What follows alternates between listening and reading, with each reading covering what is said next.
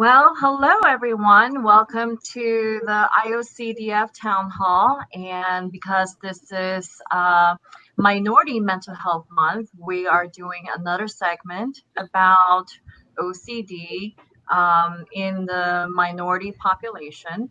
So before we get started, just some housekeeping items. So this town hall is intended to serve as educational content and is not intended to replace therapy. For treatment-related questions, please be sure to work with your local provider or contact a local clinician. Since the International OCD Foundation is not a crisis hotline, if you're in distress or in crisis or feeling unsafe or suicidal, please go to your local emergency room, call 911 or the suicide prevention hotline at 800-273-8255. To viewers and those who leave comments, please remember to be kind and respectful of others. Although this is a public forum and is being recorded for replay online, we still want to create as safe a space as possible. So without further ado, I want to introduce our panelists today. We have Dr. Sarosh Motivala with us, and we also have Terence Ching and Vinay Krishnan, and I am Dr. Jenny Yip. So, Dr. Motivala, Sarosh, would you like to just tell the audience about, who you are, why you're here, and your experience with OCD within the minority population? Absolutely. Thank you, Jenny.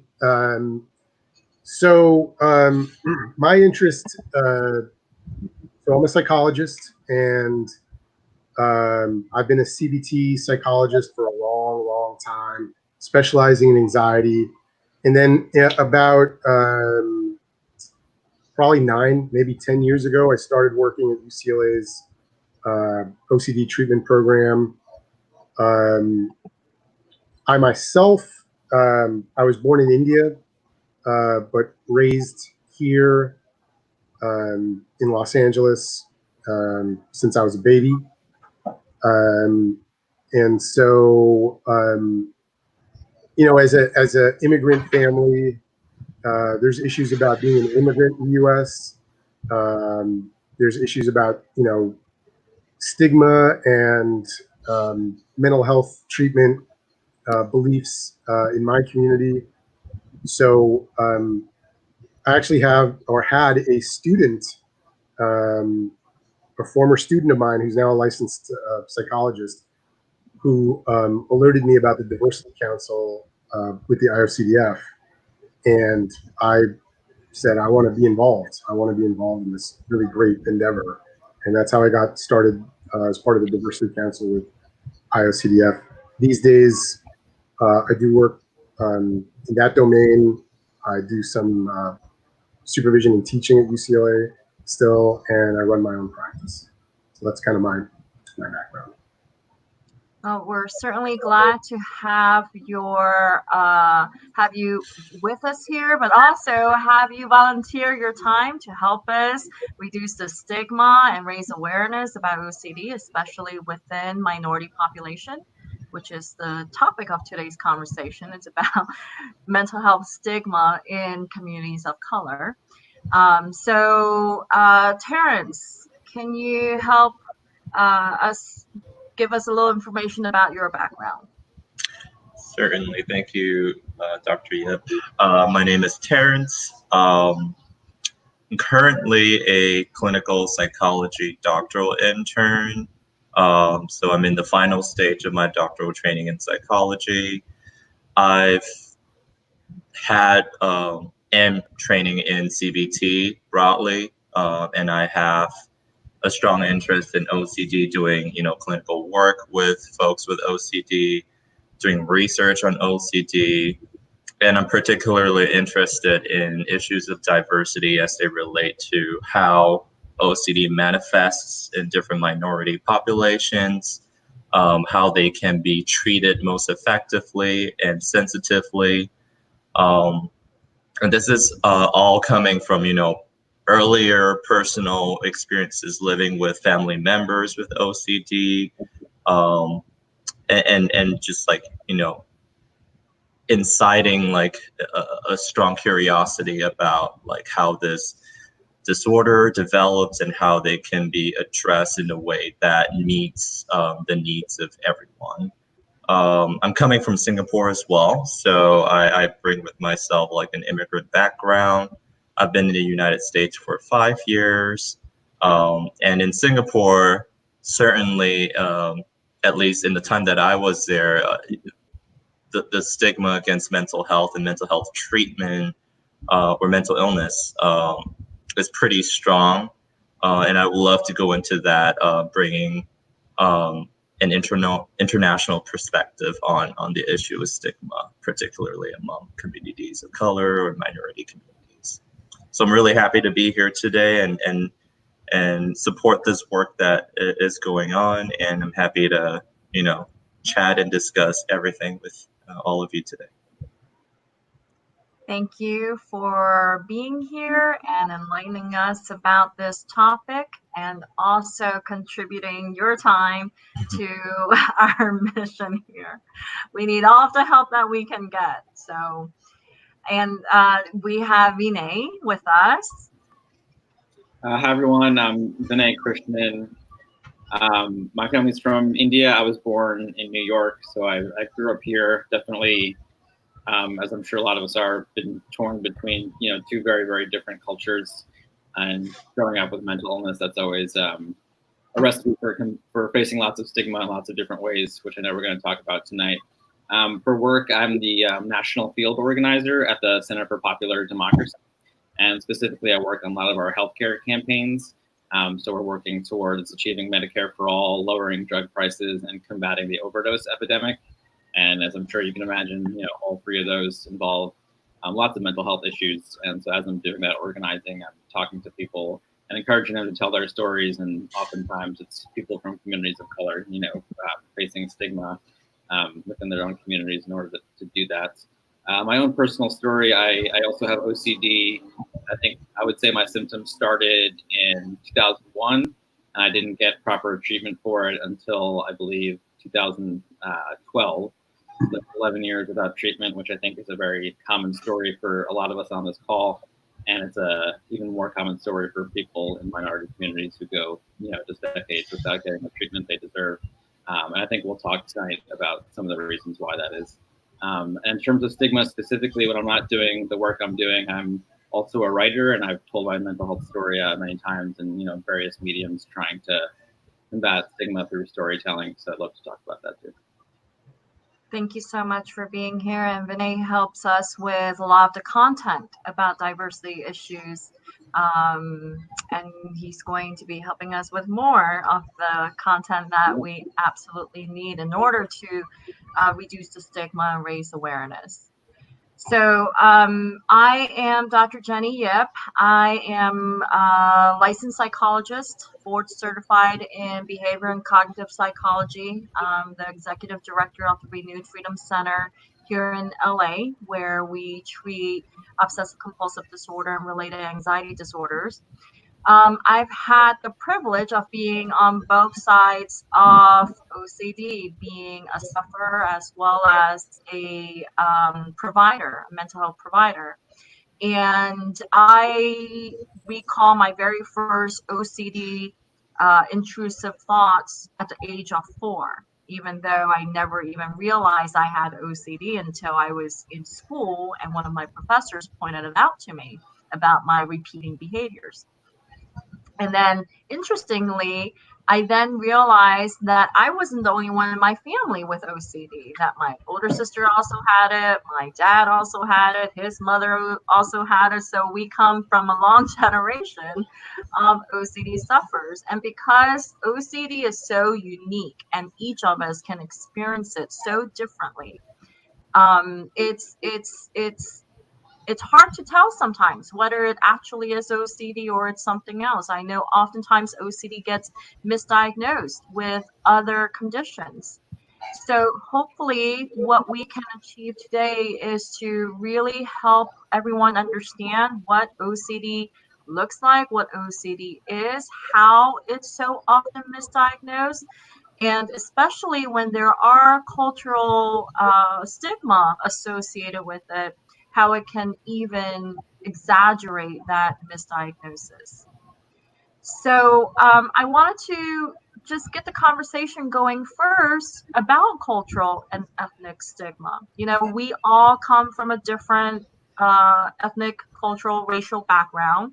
I myself, I'm Chinese, Chinese American. My parents were born in Shanghai. I was born in Hong Kong, and I came here, was raised in Washington, D.C. since the age of 5.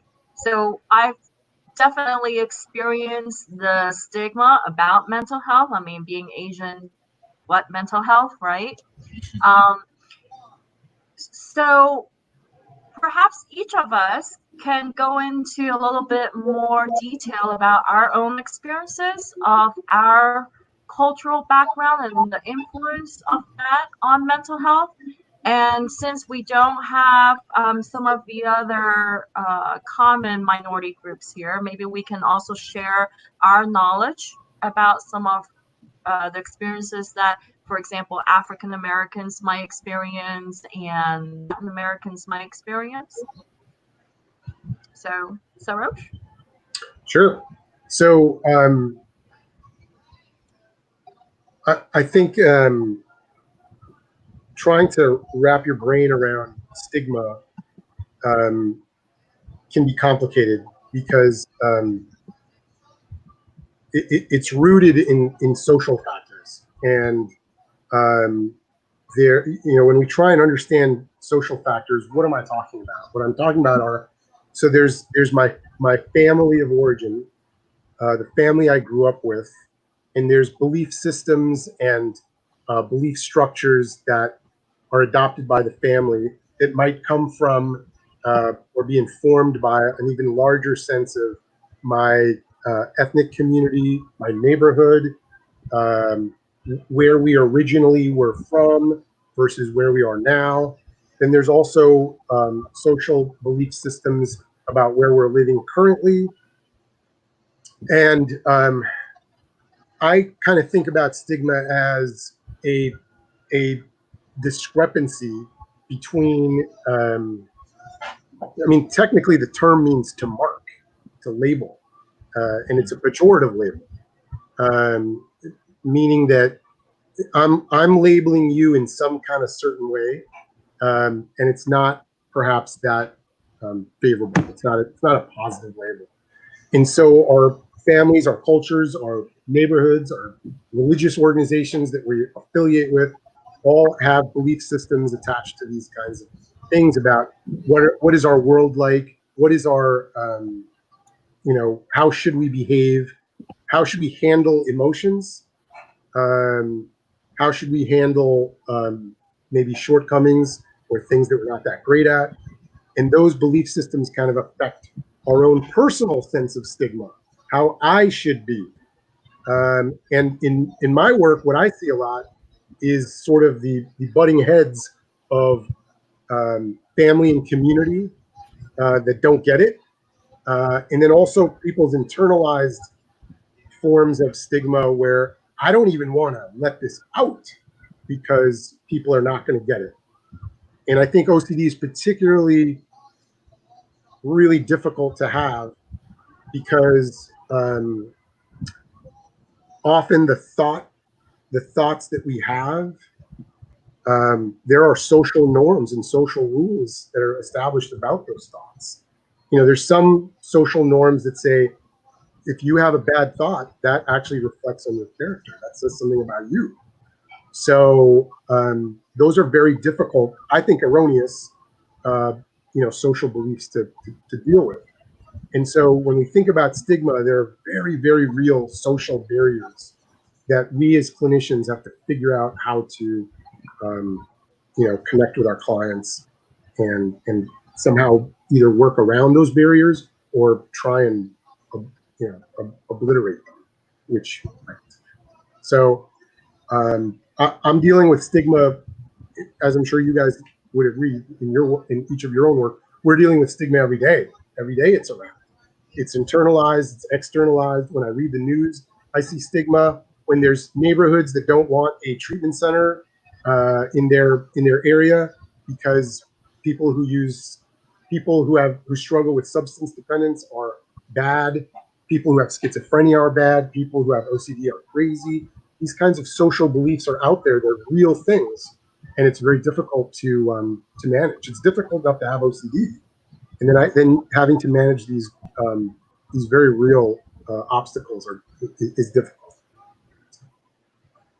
Well, one of the things that you said yesterday when we talked earlier that made a lot of sense is that OCD in itself carries a huge stigma with it, right? Because part of the OCD cycle is having these intrusive thoughts, images that we don't want to have, that we feel shame or guilt or embarrassment about. So, just having OCD in itself is a huge stigma. And then on top of that, the cultural part, so depending on what cultural belief system practices you grow up with, that's an additional layer on top of a stigma that already exists on this mental health condition. Yep, I agree. And if I could just add to that, really, to those excellent points, I would just add that the OCD process actually looks for social beliefs that are vulnerable. Almost like one way you can see OCD is it's got one conceptualization is it's like a virus that is looking for entry points into the cell of the mind, let's say. And stigmatized beliefs are a great route to get in. And what OCD wants is attention. That's how it propagates. That's its fuel. So if it can grab your attention, it's got a foothold into your mind. So there are a lot of social thoughts that are vulnerable to that. Absolutely. So Terence, do you want to share some of your experience and your knowledge about stigma that Sure. exists in the Singaporean, Chinese, Asian culture? Yeah. Or even others? Sure.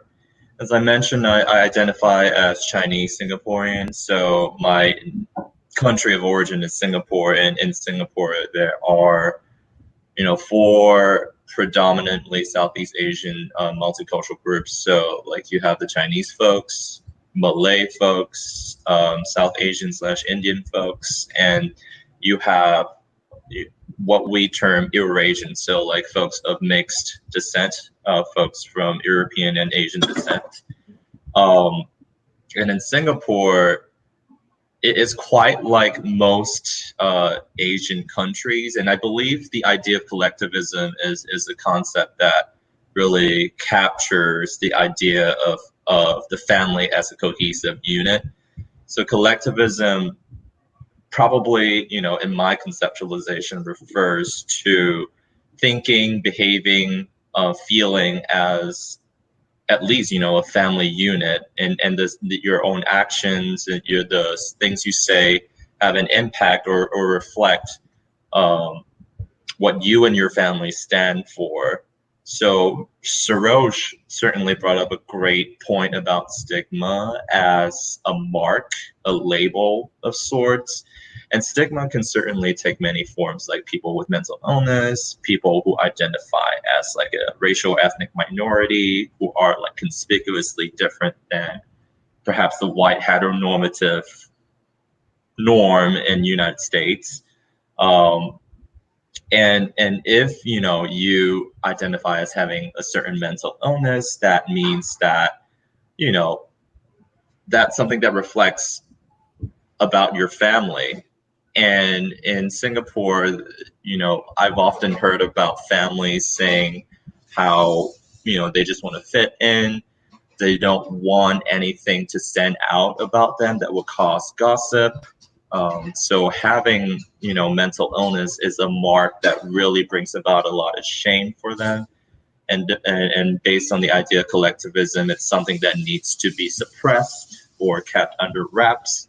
So over time, you know, people internalize this perception of mental illness to the extent that, you know, you're engaging in self-stigma. You're really like stigmatizing yourself. You're internalizing all of these negative beliefs people have about mental illness in general, and that includes OCD as well. And another thing I want to touch upon is something that Sarosh brought up too, that a lot of not even just, you know, minority communities, but a lot of communities perhaps across the United States don't have access to good OCD treatment. I'm thinking about, you know, like world-renowned treatment facilities like McLean, you know, private institutions that have a history of, you know, being catering exclusively to predominantly non-Hispanic white populations who have the finances perhaps to allow a family member to seek treatment in a retreat-like setting.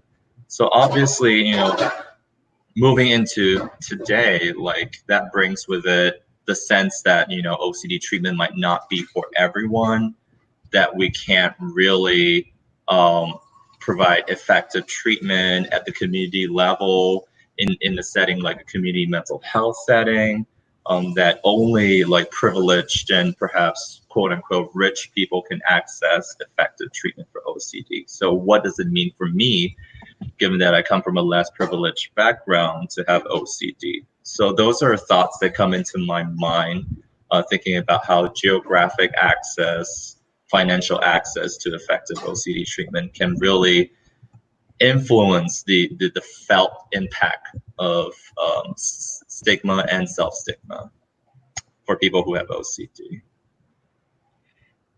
You know, Terence, I was actually just reading an article today. You know, obviously, the public's perception of Asians is that we don't have any problems, or we're just stoic because we are expressionless. However, because again, like what you were saying, the value of that collectivist, that your family is prioritized, that when you bring shame and disgrace to yourself, you're actually bringing dishonor to your family. That many people, no matter what kind of issues you have, whether it's a mental health issue or something completely, you know, unrelated to mental health, you keep it to yourself.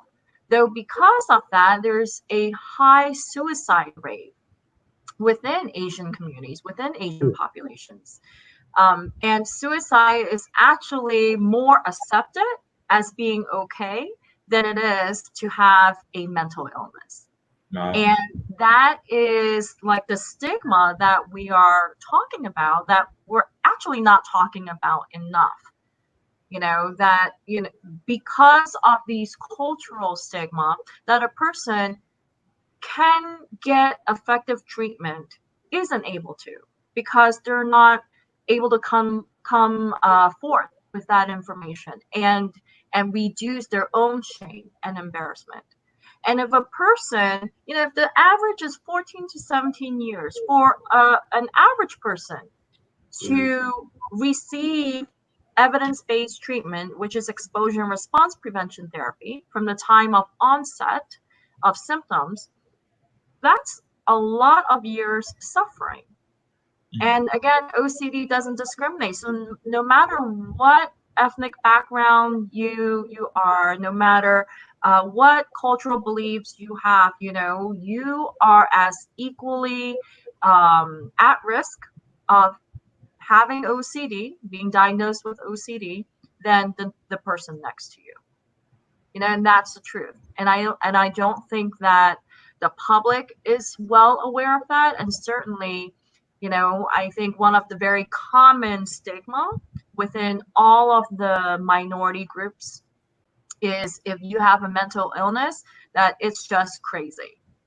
And, you know, you just have to deal with it in other ways. And, you know, medical or mental health providers, it's really not something that you go to. So Vinay, would you like to share your experiences of stigma and what you perceive as stigma? Sure, yeah, and thank you all for telling those stories. I think I'll start with something kind of personal, like to my family and like growing up, that sort of thing. And maybe I'll talk in a broader sense from what I've noticed from like conferences and events like this one. So for my family, yeah, in the South Asian community, the Indian community, mental health is just like not something you talk about, you know. If that's something someone in the family is dealing with, and that's something that should stay within the walls of the house. That's not something that belongs elsewhere. And growing up, like we never talked about it, and it's not because we weren't familiar with it. There were people in my extended family who also had mental illness, but when I like first told my family that, you know, I was dealing with it, the reaction, I mean, they were very supportive, but the reaction, of course, was, you know, this is a family thing. Like, don't tell your friends, don't tell anyone. This is nobody's business. I took a slightly different approach in that I started writing very public essays about it for anybody to read. So I went a slightly different route, which obviously was a very big shock to the system of my family. That, you know, led to lots of disagreements and arguments and fights. And I think that's common for lots of people from our community. On an encouraging note, I will say that that was about 4 years ago when I started writing about it. And like, you know, this week and last week when I told my parents and my family that I was doing this webinar, like they were thrilled, like they watched it, they like gave me constructive feedback, which was like actually constructive. And they like offered, you know, like, well, maybe you can talk about it from this point of view and that point of view. And it was like all good stuff. And like, they were like totally engaged. And that's like a huge change from 4 years ago. So like just within the family, like you can see like the stigma kind of melting away. And of course that's a small sample size. But the same kind of thing should hold true in larger communities and the nation as a whole. And like, that's why like we have webinars like this and are telling stories like this. So yeah, I definitely faced that stigma growing up. But I think for the most part, we managed to conquer it together. I'm sure other families have much more difficult situations and are dealing with people who are, you know, not quite as accepting as my family was over time. So of course it's not a, you know, one size fits all type of a thing. But it certainly is possible to decrease that stigma. And hopefully we're doing that tonight also. In terms of like a broader sense, this is I'm sorry if people were here last week, this is a bit of a repeat story, but I think it's very much relevant to this discussion. So as I said, I was diagnosed, well, I started becoming symptomatic in 2001, and I didn't get treatment until 11 years later. So for those 11 years, I had like no idea like what I was dealing with. I just knew like I had these awful thoughts, and my OCD is harm thoughts. So it's like very violent situations happening to loved ones. It's like me hurting people. And so I just like constantly think like, why, like who thinks these things? No one thinks these things. And I was like convinced that I was a monster, you know? And then 11 years later, a doctor tells you like, you're not a monster. You have this illness called OCD. But like 11 years like of your formative years believing you're a monster, you can't unflip that switch. Like that's there for life. Like that's there today. Right. So even like to this day, like even if you're in a crowd, you still kind of feel alone. Even if you're next to your closest friend, you still kind of feel misunderstood. And that's all wrapped up in stigma. It's all more complicated for people of color.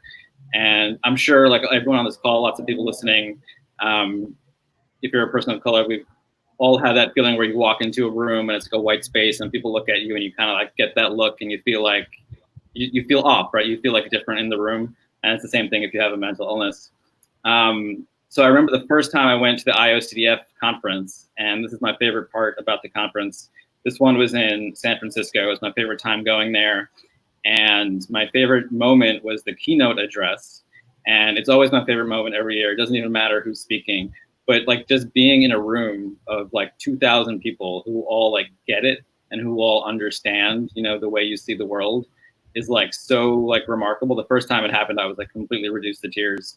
Because I just like kept cutting back to those 11 years, and I was convinced I was the only one doing this. I was this monstrous person, and like now it's like, no, I'm not. Like these people get me. But the one like qualifier is like, how much more powerful would that have been if there was other people who looked like me? You know, because of course there wasn't. So hopefully we can change that over the years, you know, through conversations like this one and outreach to minority communities, and we can get more people to like stand in that sort of room and have that moment. You know, so many thoughts came to my mind as you were sharing your story. You know, I think the first thought was, wow, your parents went from doing this to you, and then 4 years later saying, hey, share your story, tell about this, tell about that. I mean, what did that do for you as a person who did suffer for 11 years thinking you were a monster before realizing, okay, this isn't me being a monster. I don't want to have these thoughts. This is happening because I actually have OCD. I mean, how did that do for you as, the stigma that you place on yourself, because OCD is in itself a stigma disorder? Yeah, it was obviously very difficult at first. I imagine it's similar to, someone coming out for being gay or someone coming out for being trans. It's your family, those types of initial conversations, or talking about a past trauma that you've never revealed before. Those sort of things are so hard to talk about. You never know if you're going to be accepted. And then if you're not accepted, immediately, it's incredibly, it just makes everything much worse. So seeing that change over time has been incredibly moving. And yeah, again, like you mentioned, I think you said a second ago that it's not a choice, and that's so important. Illness is not a choice, it's not a weakness, but so much of stigma, especially in our communities, is it's viewed as a weakness, right? If you're depressed, you should just try harder. Why are you in bed all day? What are you doing? You got to try harder. You're not putting in enough effort. If you're anxious, it's just why are you overreacting? Calm down. This is not the end of the world. What are you doing? You're embarrassing us. And it's always as if you're at the controls and you're making these choices, and that's just not how it feels in the moment. And again, if I tripped on a pipe tomorrow and broke my leg, no one would shame me for going to the doctor for it, right? No one would tell me have you tried harder not to have a broken leg? No one would say just walk it off, or oh, you don't need those pain meds. The pain meds are going to make the leg worse.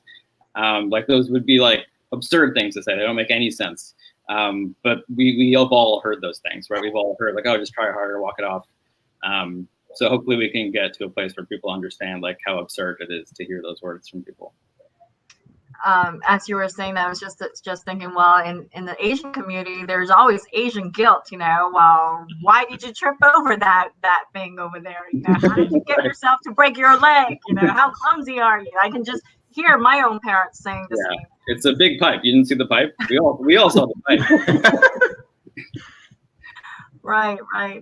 So I think, one of the things that is very evident is that there isn't a lot of people of color coming forth saying that, hey, I have OCD, and the public perception is that OCD is a white disease. It's a white mental health illness. And, as I was doing research about this topic for a webinar that IOCDF is providing, there are certain diagnoses that are more common because of the color of your skin. So, for example, there are a few research studies that have looked into how stigma changes, or not change, however, how stigma influences your belief system as a provider of what this patient is suffering from. And there's this huge discrepancy between, for example, African Americans, and that the African American population being diagnosed more misdiagnosed with psychosis than accurately with a mood disorder or with OCD. And in the Asian community, being misdiagnosed with some sort of somatoform disorder, because we're all supposedly repressed and therefore we don't have OCD. So, I think it's important to have this dialogue, to have this conversation, because our ultimate goal is for anyone, no matter what color your skin is, no matter what racial, ethnic background you come from, to be okay with acknowledging that you have OCD and then getting effective treatment, right? Because at the end of the day, what really distresses me is when a person walks through my door and they've been suffering for decades and they haven't gotten appropriate treatment, or because they were misdiagnosed with something else other than OCD. So what are some of your thoughts about how other different racial ethnic groups experience stigma when it comes to OCD? Like here's the thing, right? I know that throughout each of the more common minority group, I know that's kind of a oxymoron. However, if I'm thinking about the research on African Americans, Latin Americans, Middle Eastern Americans, Asian Americans, and maybe even Native Americans, right? There's a common thread where if you have a mental illness, there is it's due to something that has to do with like evil spirits or religion or some sort of negative karma that's occurring to you, right? So if a person is believing, well, what's happening to me is because I have these evil spirits in me, or I'm not praying enough, or I don't have faith in my religion, or I just need to believe more, then of course they're not thinking, oh, I need to go seek a mental health provider, right? They're going to go to their religious leaders, their community resources. So what can we do to help, people of color recognize that this is OCD, that it's not evil spirits, that's hijacking your brain or your soul? I think. Oh, yeah, go ahead, Terence.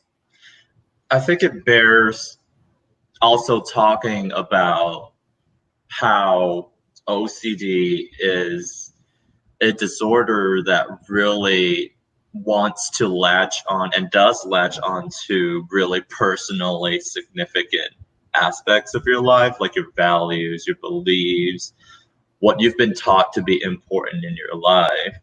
And, I'm reminded of research looking at African Americans with OCD and how they tend to have elevated rates of contamination symptoms, really concerned about cleanliness.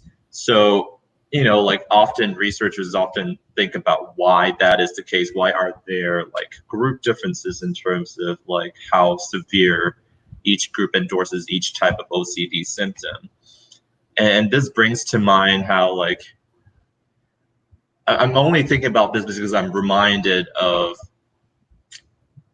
statements, and for example, Black Twitter often saying, "Oh, I can't believe that white people don't wash their legs when they take a shower." So that really signals and amplifies this undercurrent of a cultural standard of cleanliness that may be higher valued than compared to other communities in the United States.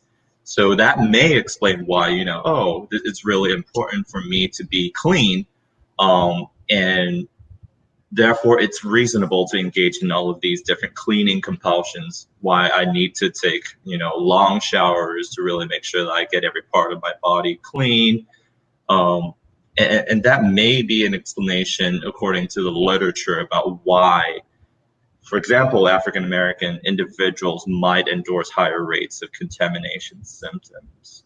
And that's something that came to my mind as you were talking about, oh, what are some cultural beliefs that really insert their way into how OCD presents in different groups? I think part of the thing, to build on what Terence is saying, part of the challenge is that in my 10 years of doing this, of just focusing on OCD, it's a moving target. It seems like a moving target. And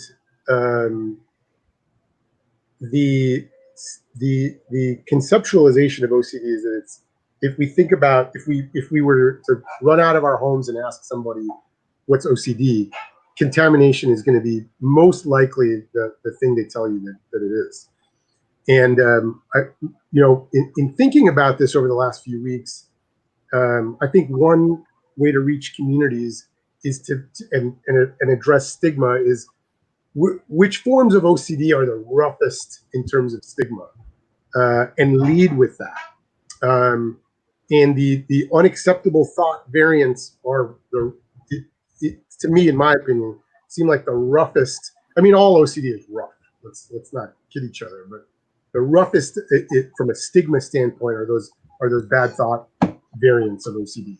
And in terms of educating the public,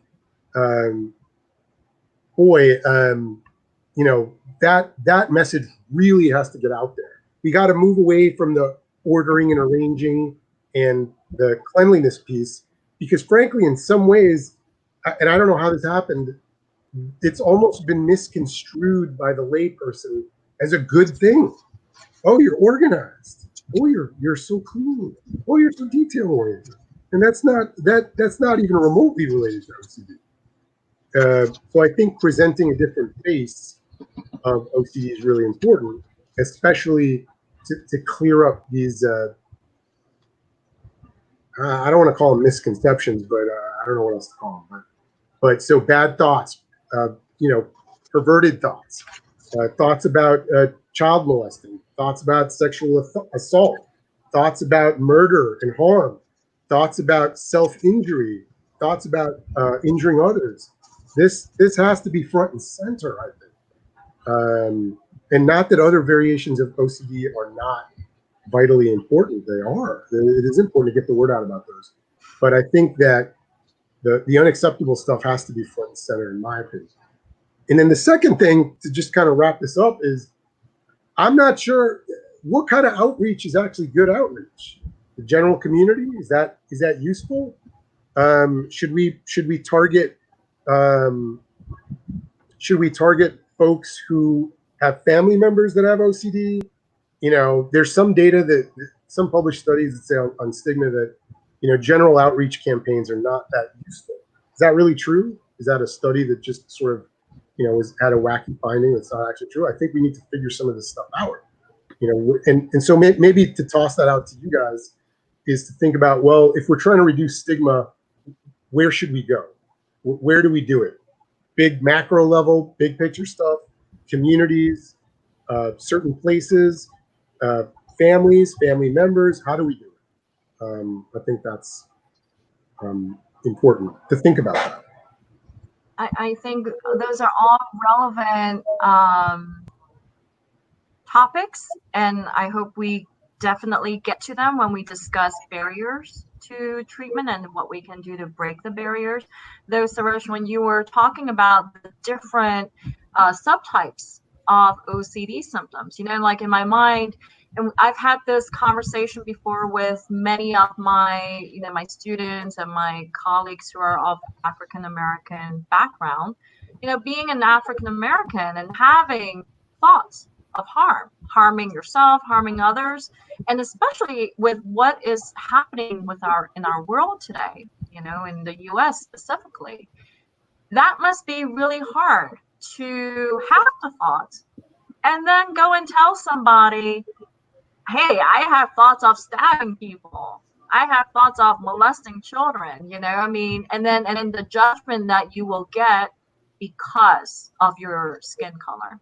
And I think this is the reason why we're having this dialogue, so yes, like you were saying, do we start on the macro level? I think we have to start on all the various levels, right? And the unfortunate truth, which is very frustrating, is that even within mental health providers, there is a lack of understanding of OCD. I mean, I cannot tell you how many times I have had patients where they disclose this information to a healthcare provider and also to mental health care providers, and they were misguided not only on the diagnosis, but they were misguided on the treatment that would be effective, as well as the harm that they might cause to other people, right? And I want everyone to really understand that because you have OCD, because you don't want to have these thoughts, because these thoughts are coming into your mind like a nightmare that keeps replaying and you can't wake up from it,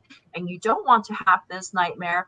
This is why we know that these thoughts aren't don't have the credence that you as a person, as a sufferer, is actually given to the thoughts. right? And because you don't want to have these thoughts, that's why you're feeling distressed and anxious and embarrassed and shame and guilt, which is what leads patients, sufferers, to engage in these compulsive behaviors that magically is supposed to fix the problem and give you that temporary relief. Except that cycle just repeats itself again and again and again. And each time you engage in a safety behavior to protect yourself and get rid, neutralize these intrusive thoughts, then you're only magnifying and reinforcing that cycle to get stronger and stronger.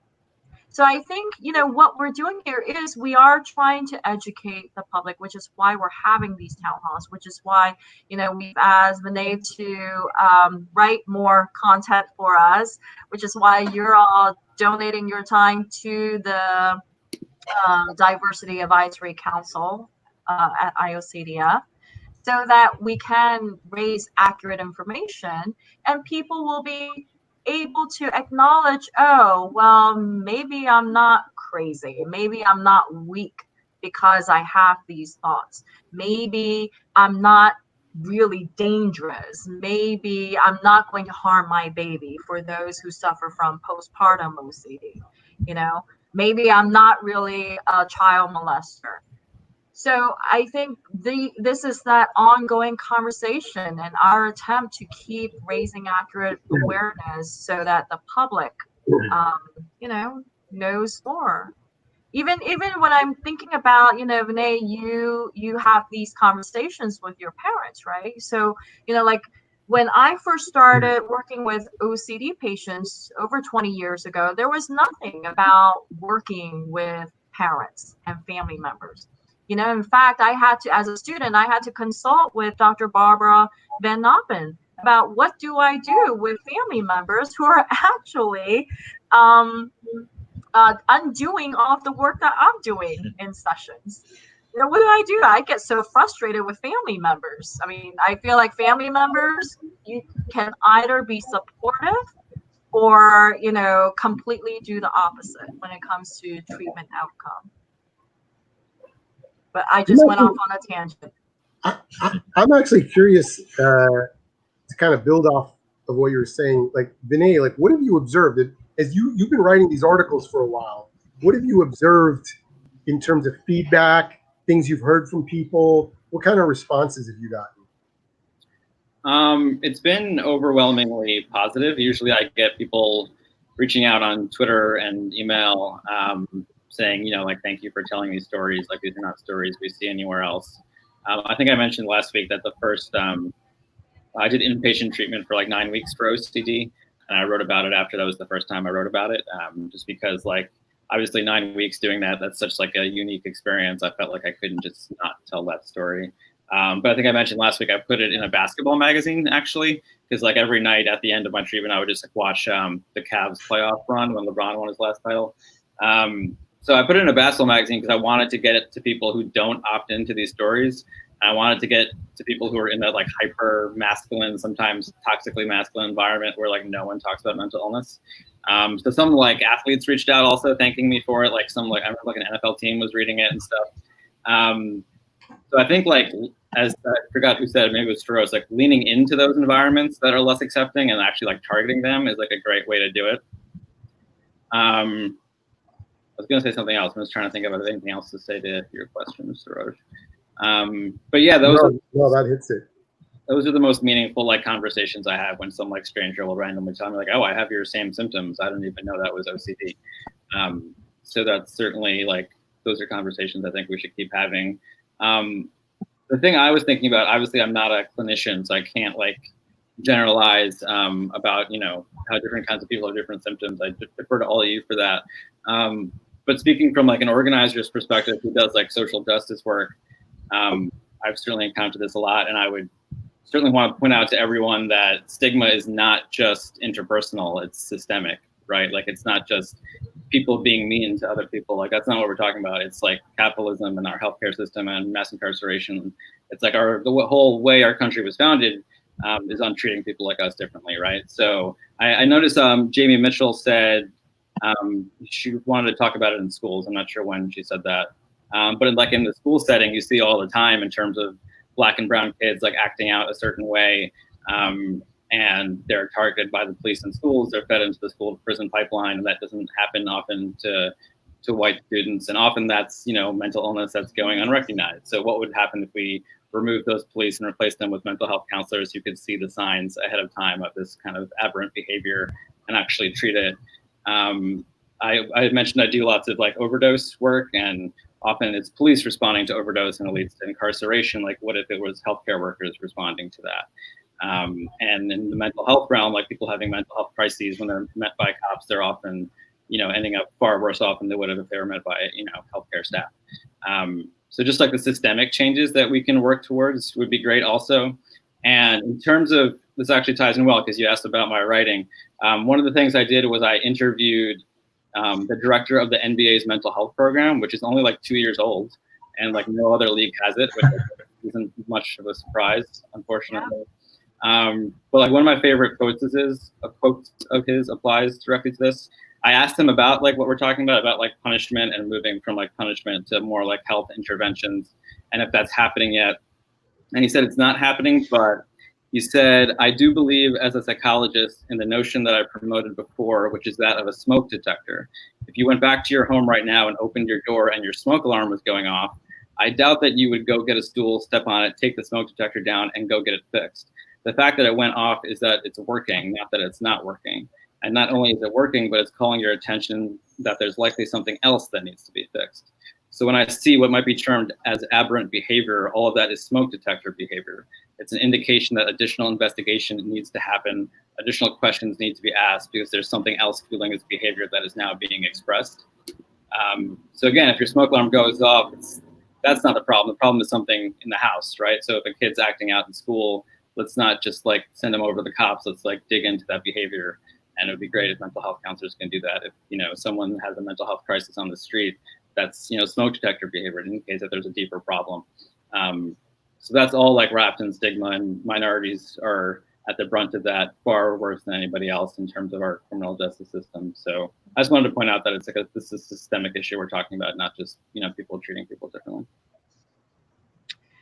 Thank you for that. I know we want to get to the barriers in treatment and how we can help sufferers out there and family members help themselves, help each other, help our community, be able to be more comfortable as you can be, right, in disclosing this information. And again, it's having these conversations that allow us to reduce the stigma.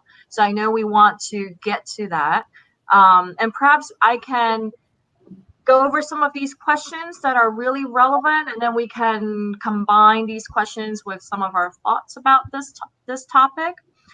So here's a question, and I apologize if I'm pronouncing your names wrong, from Dinesh Shroff.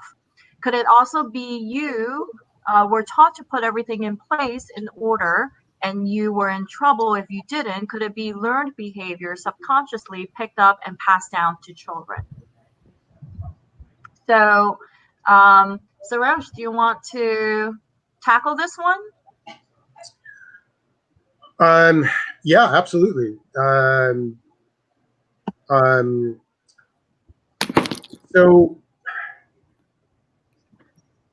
So we all have our belief systems. To me, OCD is rooted in neurobiology. So it almost doesn't matter what you're taught. It's probably going to come out. And maybe what you're taught might affect how it comes out. The clothes that the OCD wears. So like, an example of this is and I think Dinaz probably comes from a Indian or South Asian tradition, I'm going to assume. There's not a strong concept of the devil in those traditions. So scrupulosity OCD that is oriented in satanic possession may be less common. You might see scrupulosity concerns come out in different ways. So if you have a home environment that is it has certain rules towards cleaning and what is clean and what isn't, it seems pretty sensible then that your neural architecture is going to build out a software mental system that incorporates that. And if that neural architecture has a predisposition for OCD, it's really likely it's going to manifest in that domain. So I would say to you, I think your point is that it's not so much that way of interfacing causes OCD, but it probably influences how the OCD manifests. And in one thing that a lot of that psychologists and therapists have a good handle on is this idea of perpetuating causes. And if you're a good OCD therapist, you really emphasize perpetuating causes and not originating causes. So let's go back to your childhood and figure out where it started. That's not bad to think about. That's great. But, in our perspective, what we really value is what's currently perpetuating this problem and how do we address that? How do we break the cycle with current perpetuations? So to kind of get you out of this whole way of thinking about, it was my upbringing's fault or it's my culture's fault. Well, maybe those things are true, but let's focus on what we can do. So I don't know if that gets at the question. Yes, absolutely. So let's just make it clear now. Evidence-based treatment is exposure and response prevention therapy, which is a type of cognitive behavior therapy. And the goal of treatment is to help the person change their behaviors that are not, that actually reinforces the OCD cycle. So we're teaching the person, the sufferer, how to confront their fears in a stepwise manner so that they're not giving credence to the trigger of OCD. And then the thing is that OCD will latch on to whatever you care about. So just like what you were saying about the cultural factors, if you care about cleanliness, then guess what? OCD is going to latch on to that. If you care about scrupulosity and being morally appropriate, then OCD is going to latch on to that. OCD is going to latch on to whatever you care about.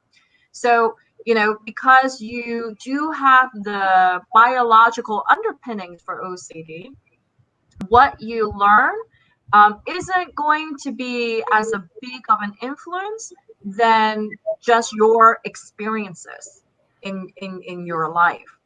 So if you're going to experience culturally that being clean and sanitary is important, then there is a high chance that OCD will latch onto that because that's what you care about. So this goes on to another question asked by Carlos Eduardo. What is your opinion about taking medicine? Anyone want to take that on? Terence, you want to do this one? I think, and personally, I am no physician. I do not prescribe medication nor have the ability to do that.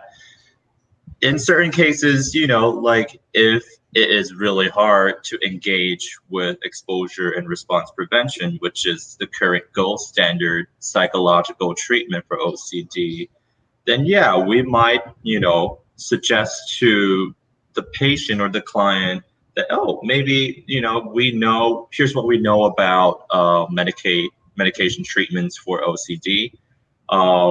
Usually for OCD, the dosages of antidepressants may be a tad higher than what you would expect for, let's say major depressive disorder. And it does take a higher dose for it to be associated with significant change in your mood and your ability to engage with what's causing you a lot of fear. But at the end of the day, a lot of studies have shown that the addition of medication to exposure and response prevention doesn't really lead to a significant incremental gain in treatment outcomes. So at the end of the day, it really is like a personal decision to seek medication management for the person suffering from OCD. And on our end, as providers of treatment, here's the information we can provide you so you can make a more informed decision. And I do want to cite research. There's been several studies that show that medication, if a person was just taking medication, the symptom reduction, we're looking at only 40 to 60% symptom reduction. Whereas a person who is undergoing CBT, specifically exposure and response prevention therapy, the symptom reduction is anywhere between, I believe, 60 to 80%. So according to research, you would conclude that ERP is much more effective than just medication, though that's not to say that we don't sometimes use medication to supplement ERP, especially for a person who is really debilitated and non-functioning and not able to get out of the house and just frozen in their compulsions. Because I work more with the pediatric population, a lot of times we see kids who come in who are actually not on the correct medications. It's mind-blowing how many kids we get here who are actually misdiagnosed with ADHD instead of OCD, and then they're put on stimulants, which actually makes the OCD worse. So like for a lot of the patients that I see here, we actually help patients reduce their medications once they gain ERP skills. And once we start seeing that they are functioning and equipped to deal with the intrusive thoughts and the compulsive behaviors, we actually work with the medication provider, the psychiatrist, to start reducing the medication. And Dr. Yip, you bring up a good point too. And just bringing back to our topic for this week, it may be that, for certain minority populations, people in certain minority communities, that it may be more acceptable for them to first talk to their general practitioner or their PCP to think about, a possible medicative route for what I'm coming up with, and it may also be the case that, their general physician might not accurately recognize some of these more different symptom presentations as OCD and actually, offer and just go with the medication route for OCD. And I say that to say that sometimes you see people coming in, having been on medication for several years and finding that it doesn't work, that, maybe ERP would have been the perfect supplement for them to make better gains more quickly than just relying on medication. You bring up an excellent point. And, to go back to what Sarosh was mentioning earlier, do we work on this macro level or this, micro level? I think part of that micro level, and I don't even know if this is really a micro level, but it is to educate, our providers, not just the mental health providers, however, the medical health providers, the ones where parents would usually go to first because parents wouldn't know, right? So being a parent myself, if something's wrong with my child, I would go to the pediatrician and inquire, about what the next steps are. So I think, part of our work is also to educate and bring awareness to the medical community. And how we go about doing that is we have to get ourselves into medical association conferences. We have to reach out to physicians. We have to, I'm also on the postpartum OCD committee at IOCDF. So it's like for us, it's reaching out to OBGYNs and OB providers, doulas, all of the people who are involved in this mother's life. So for kids, it would be all of the people who are involved in this child's life, right? So if we're thinking about broadly community systems, it's all of the people who are going to be involved in this person's life. And if I'm to think about like African Americans, right? If we want to make change and bring awareness, we have to actually go into, working with religious leaders, going into the churches, speaking with church leaders, going into the barbershops, because that's where a lot of these conversations occur. So it's thinking about where do we go? Like where do people in the minority population go to be heard, to get the help? So like for the Asian community, maybe we have to go to acupuncturists, and help them understand that acupuncture, even though it might, bring you more in harmony, is not going to take away OCD. I think those are great points, in trying to find the routes, right? One quick comment about medications. I think you both brought up some great points. I'm all in favor of them. I feel my population, my crew that I work with is adults, and we're usually the down. We see people with very severe OCD, and so we typically are really in favor of augmenting medications with ERP. And then in addition, what we kind of focus on is teaching our clients assertiveness skills to communicate more effectively with their physicians, rather than sometimes or often complaining to us about stuff that's happening. That their sessions are too short. It's 10 minutes. This med does this. How do we learn how to communicate this with our psychiatrist? And then secondly, how do we evaluate whether our psychiatrist is a good fit for us for the condition we have? Because they may not be. And then a last piece is, it is actually important to normalize taking medications for a mental health issue. And so we want to normalize that in our therapy work. We want to encourage it. We want to support it. We also want to respect people's opinions if they don't want to do it. But we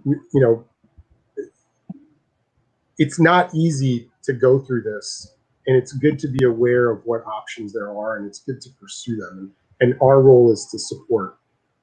So just to add that element. So I want to bring up some of these other questions. There's a question from Nicole McHugh. I think it's worth an inquiry regarding what we define as cultural determinants associated with race values. There could be much more than we know from the outside of that race.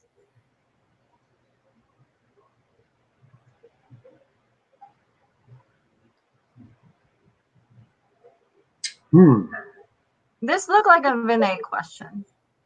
Oh, is it? You got the top one, Vinay.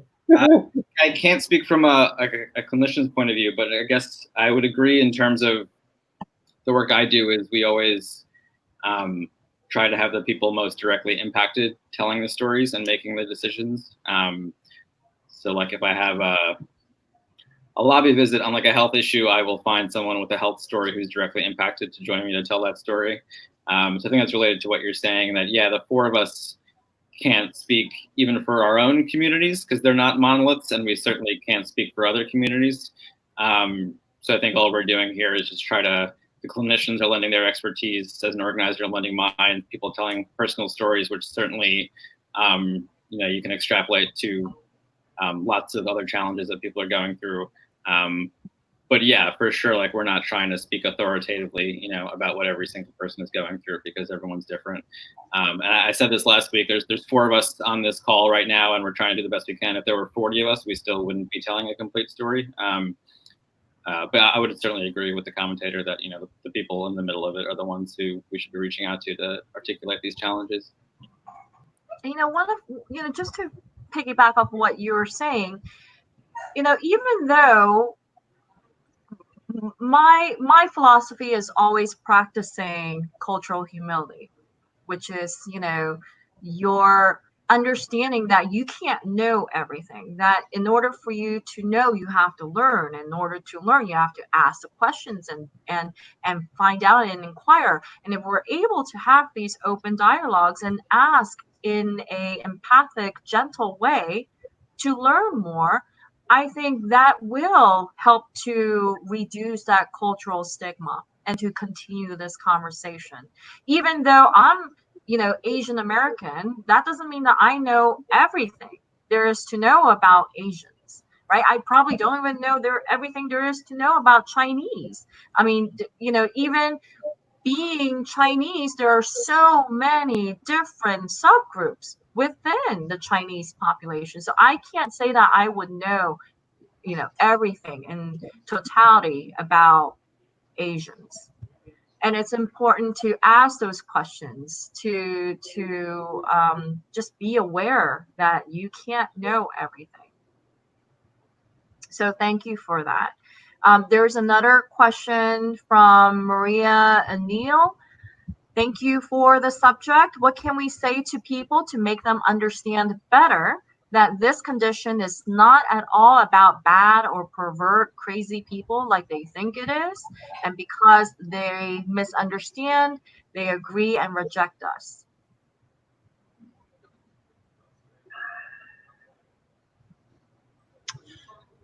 I want to jump on that and offer my input and say, like the idea of a thought experiment sounds appropriate in this situation.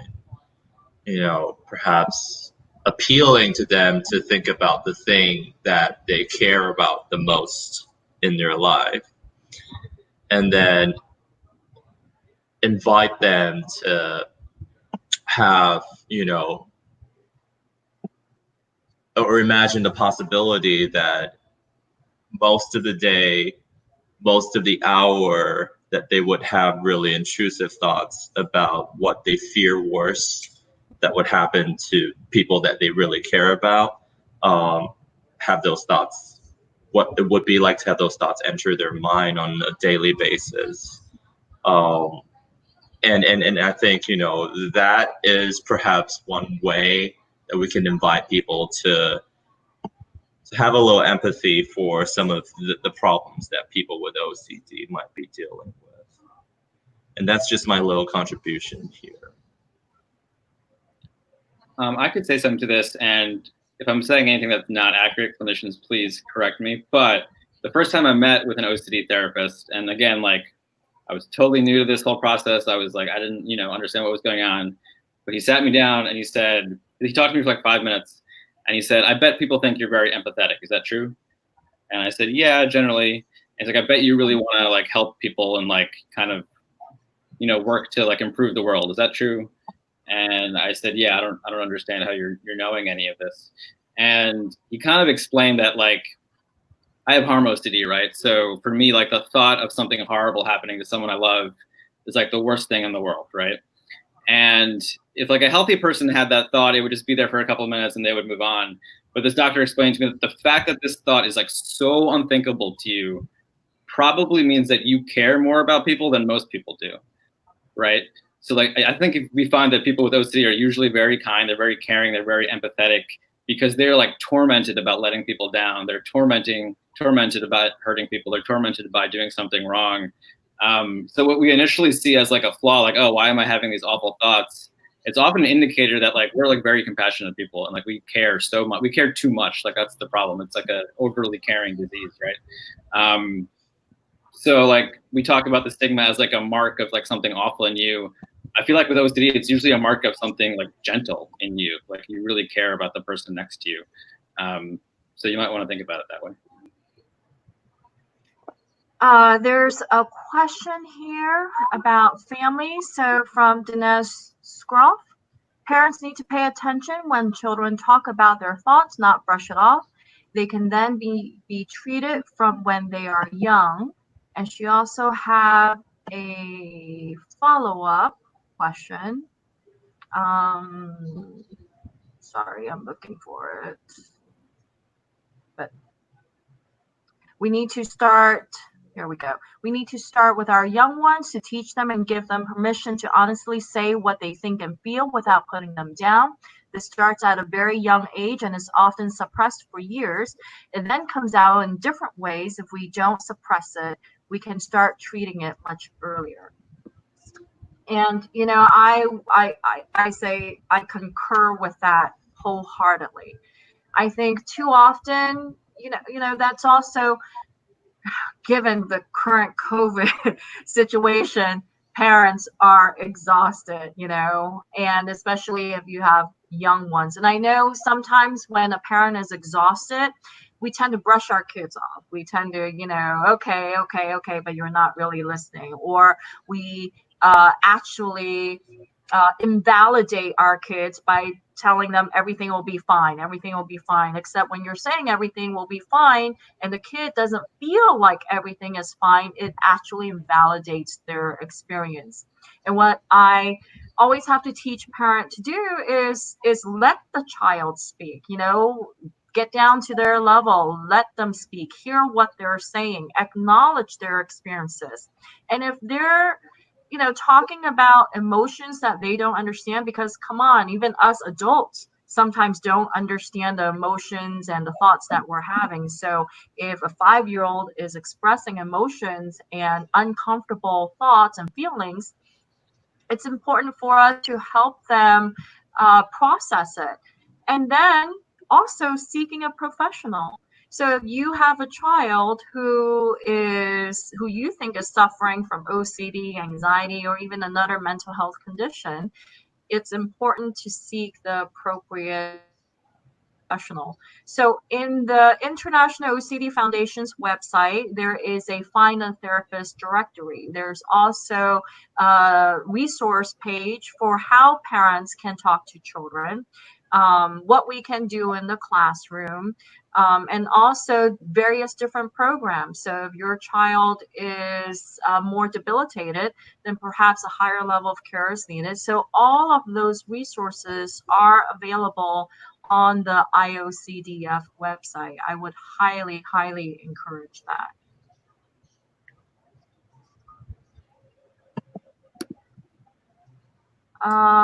Someone asked about autism spectrum disorder, which is going to be in a live stream tomorrow.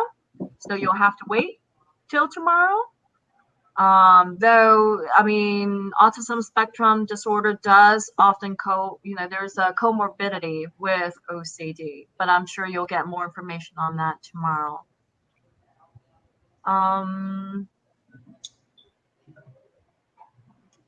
Quick comment, Jenny. The IOCDF is doing some good stuff in terms of addressing. I think one route they're thinking about going is to address these issues of stigma by expanding the number of trained therapists that know how to treat OCD, and they have a training program called the BTTI that is has been exploding. It's doing great. And so one kind of twist they've added onto it is they're providing scholarships to therapists to attend the training if they are working in a community mental health center, if they are working with persons of color, if their area of specialty is to help people, persons of color. So it's a really concrete way to expand the reach and get into communities, so that when a person reaches out for help, they're more likely to find a therapist who's trained in treating this. And I was just reading up some stats on. I hope this is right. I'm kind of doing this on the fly, but 66 therapists have gotten these scholarships, and this program hasn't been going very long. So that's pretty stellar and pretty awesome. And I think it's just another example of how this organization is sort of walking the walk. So yeah, absolutely. Yes. So, one of, as we're talking about barriers to treatment, one huge barrier to treatment is the language and communication, right? So if you're of an Asian background or Latin American background, you may not have the same language. And trust me, doing therapy in someone's native tongue that is not your own is tough, because there are a lot of different nuance in language. I mean, even I can't say that I can do therapy in Mandarin or Cantonese, so that's really tough. And the other barrier to treatment is, we feel more comfortable, a person of color feel more comfortable being treated by a person who we feel like can relate to our experiences, can identify with what our feelings are about mental health in itself, right? So because, first of all, there aren't even enough mental health providers for OCD, never mind, someone of a minority population. So with the scholarships, and some of these scholarships, or maybe all of them, have come from the Peace of Mind Foundation. IOCDF is able to provide the BTTI trainings for people who are working with different minority populations. So, they've had 15 African American or Black therapists, 1 American Indian, Alaska Native or Pacific Islander therapists, 6 Arab or Middle Eastern therapists, 5 Asian American therapists, 31 Hispanic Latinx therapists, and 5 who consider themselves multiracial or biracial therapists.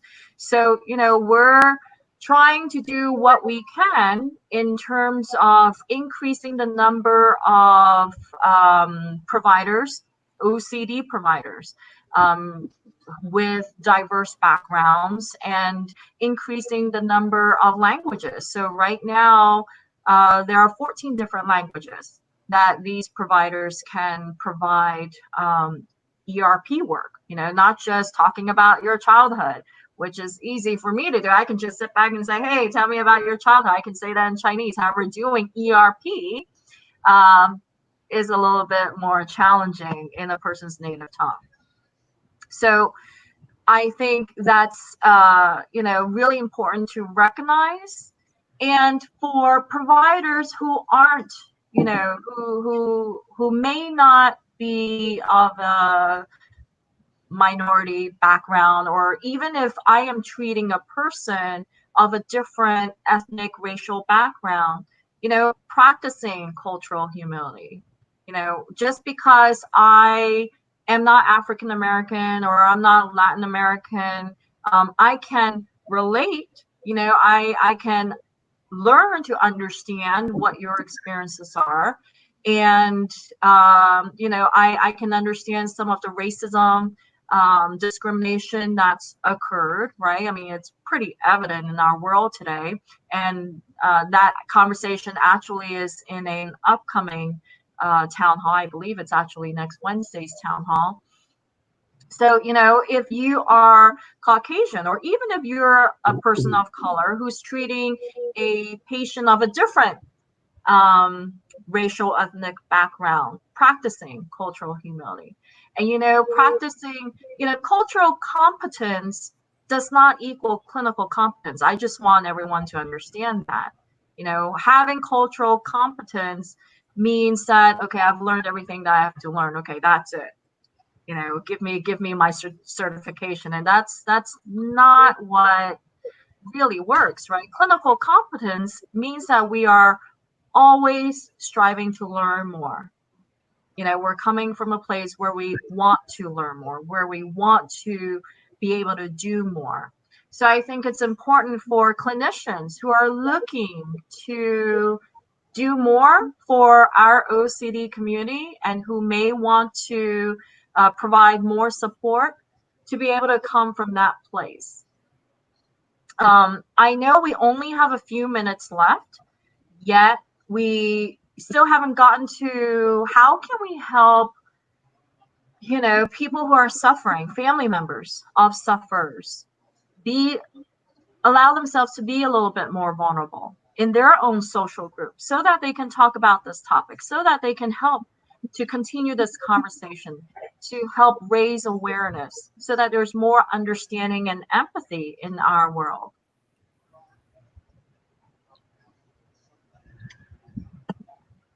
Don't all jump at one time. I could say a few words about that, especially since we're winding down. It might be a good, I don't know if it's my last words, but I think so much of stigma is like wrapped in this idea that there's like something inherently wrong with you, and that like having a mental illness like is a weakness. That's like so much of the stigma, and I really don't see it that way, especially for people with OCD. I think it's like worth sitting with the difference between courage and fearlessness. I think those are like mistaken a lot, and they're not the same thing. Because if I have no fear of a forest and I walk into a forest, that's not remarkable in any way. It's a very boring story. But if I'm terrified of the forest, if it like keeps me up at night, if it haunts me, if just the very idea of it like gives me the chills, and then I walk into the forest, that's amazing. Like that's courage, like that's bravery, like that's a story worth telling. And like people with OCD, like it's okay that you have these fears, like it's okay that you have these obsessions, and you just gotta walk towards them and walk towards like what you value in this world. And like if you're doing that, like if you're on this call, that means you're walking towards it. If you're like doing ERP, you're definitely walking towards it. If you're telling your story like publicly, like you're walking towards that forest. So I don't think it's a weakness. I think it's a strength. I think like it's a sign that if you're engaging in this work and bettering yourself, it's like an incredibly, incredibly courageous thing to do.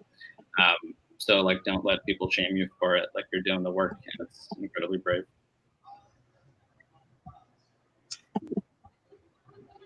I have to agree, that I think, part of being vulnerable is your ability to allow yourself to go to those hard places and still be okay, right? That's what being vulnerable means. And being strong doesn't necessarily mean that it just shows you're strong. I mean, Bruce Lee said it best when he said, be like water, right? Water may look soft, though water can cut through steel if you let it. So be like water. And, if we are all trying to be strong, I mean, imagine if you have gone through your experiences with OCD and you're able to go through ERP, right? So ERP requires you to confront your fears. How strong are you to be able to confront your fears? And how many of your friends and families do you know who are confronting their fears? And I bet most people rather shove it under the rug, right? Sweep it under the rug or deny and ignore it than to have this open conversation. So even having an open conversation about this is being strong, because not very many people can do it. True. And it takes courage to start and stay on the journey to one day hopefully appear fearless as you walk into that forest, as Vinay described. So I'm gonna just there's one more question that's relevant to what we're talking about. So this is from Ben Chod. How do you suggest that we address mental health stigma in our families? It seems harder for the older generations to understand mental health illness not being a choice or that you're lazy. I think that's an interesting question. It's hard, and it might be a losing battle. It's possible, but sometimes you just have to do what you think is right anyway. And play your part, do your role, spread the word, speak your truth, and be consistent about it. And if people can hear it eventually, good for them. And credit to them for being able to hear it. But for yourself, be aware that, take pride in yourself that you're standing up for yourself and you're expressing yourself, and you're being true to your experience. And people in your life, friends, significant others, families, sometimes may not get it. They may not hear it. And, you know, but you keep doing what you need to do. And things could change.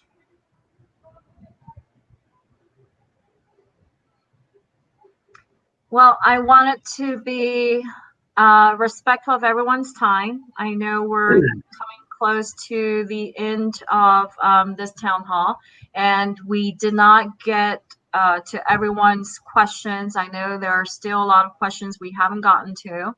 However, if you do have questions, feel free to email us at info@iocdf.org. And we'll pass them along to others, to the person who you want to address the questions to, or we'll have a staff member answer the questions as appropriate.